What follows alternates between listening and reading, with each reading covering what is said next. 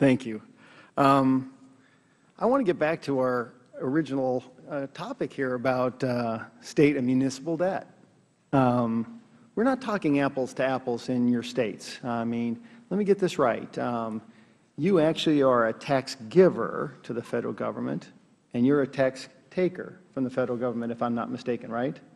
For every dollar of tax, you get only 82 cents back, and Vermont gets $1.12 back, right? You know, I'm an expert on the cheese in our states, not the apples. Okay. But, well, apples and cheese go along with wine and maple syrup. That's true. But there's a difference. So my link here is I'm coming back to the basic core problem with all states is the federal mandate and things that some of the states should be doing, right? Particularly, Governor Shumlin, you talk about health care and corrections. Isn't that a 10th Amendment right? Don't you like the ability to have some flexibility in regards to those oversight of those funds?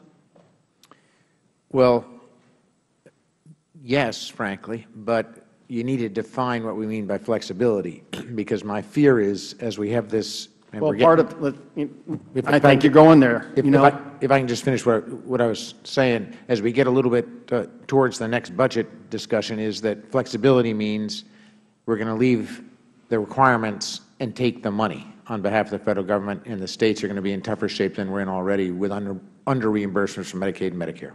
Well, and I understand, because with the unfunded mandate, there is this hidden cost that no one wants to talk about, and that is for that federal law to be enacted in a state, we hire more workers that are not on the private sector, they're on the public sector. And therefore, these roles continually go up. And so part of this is based upon, or the majority of if I look across the board, coming from Arizona, and holy cow, we'll get to those numbers here in a second. But the problem is the budget problems in each of the states are derived by the unfunded mandate by the federal government.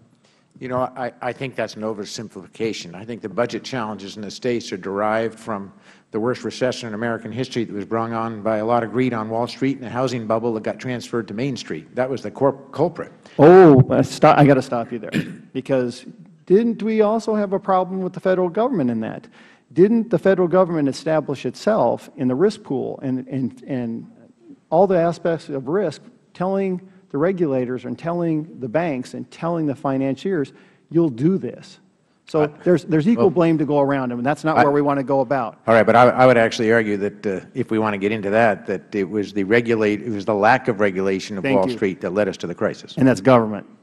Once again, government problems, and coming from the federal government. But what I'm trying to get back to is, it's not an oversimplification, because when we're telling you a rule, if it is intrinsic to the federal government's mission, do you think they ought to pass a buck to you, or they should fully fund it? I think the federal government should keep its promises to the states. And are you prepared to honor those promises to communities? Absolutely. Okay. So when we're talking about health care and corrections, I'm having a problem here on where this unfunded mandate is coming from, because we constantly are kicking the can down the wall or down the road, and these are the core principal problems that you brought up, is health care and corrections.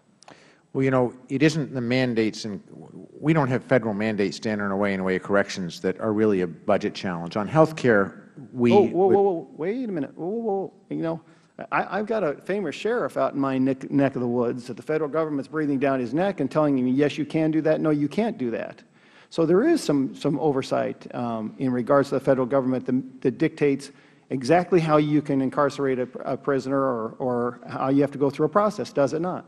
I don't see it as a cost driver in my state budget. How about you? How do you feel, Governor Walker? Well, there's no doubt that not only the mandates on the from the federal government to the state government, but many times the mandates that then go on to the local governments are driven largely by the mandates that start here. And to the extent that we get more freedom and flexibility, and one thing the Governor said earlier, I would concur as well, is I'd love to have a block grant. I want to make sure that that doesn't mean that that's just, say, here, have it, now we're going to cut it in half either. I realize that we've got, you know, there's a core group of people on things that related to Medicaid, but I do believe if you put the power back in the hands of the people at the state level, states are better equipped to tackle those challenges. And in turn, one state versus another state is going to have very different needs and very different outcomes. And the more that we can adjust to that and not have a one-size-fits-all, the better off we're going to be. Thank I thank the gentleman.